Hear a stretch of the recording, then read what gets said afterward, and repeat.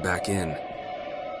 The shadows on the wall shifted, not with the usual slow crawl of dusk, but in jerks, like something inside them was trying to push through. I heard Lucy's voice again, clearer this time, but coming from nowhere in particular. "They missed you." "Who?" I asked, my voice trembling. "Who missed me?" The shadows seemed to writhe, taking on vague shapes, distorted faces and grasping hands. Panic set in as I backed toward the door, but it was as if the air had thickened, making every movement sluggish. "They always wanted you to stay," Lucy's voice whispered again. "But you grew up. You forgot the rules." The rules. The old games came rushing back, hiding from shadows, staying perfectly still when the house creaked at night, never opening the door after dark, no matter how hard the knocking came. I thought they were just childish superstitions, silly rules we made up for our games. But now I wasn't so sure. The shadows pulsed again, and I realized they were moving toward me, slowly but deliberately. My body screamed at me to run, but my feet felt glued to the floor. I wanted to scream, but the air felt like ice in my lungs, freezing the sound in my throat.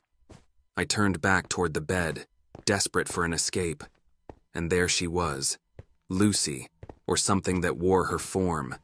Her smile was wide, too wide, splitting her face unnaturally, and her eyes gleamed with something malevolent. "They've been waiting for you." I scrambled backward, nearly tripping over my feet. "What do you mean? What are they?"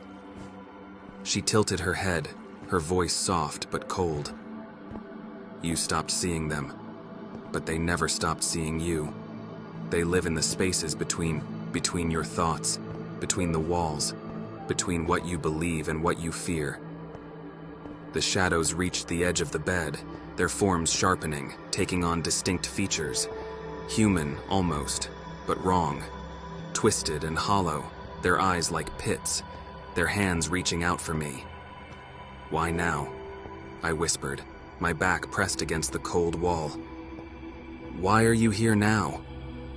Lucy, or whatever she was, grinned wider, stepping closer until her face was inches from mine. "Because you're alone again. You let them in." And then, I remembered. The door. I had opened the door. The last of the light vanished, swallowed by the crawling mass of shadows. I felt their cold fingers brush against my skin, and the chill sank deep into my bones. Lucy's face dissolved into the darkness, her voice the last thing I heard before everything went black. "You never should have stopped playing the game." The world around me collapsed into silence, and I knew. I was theirs now,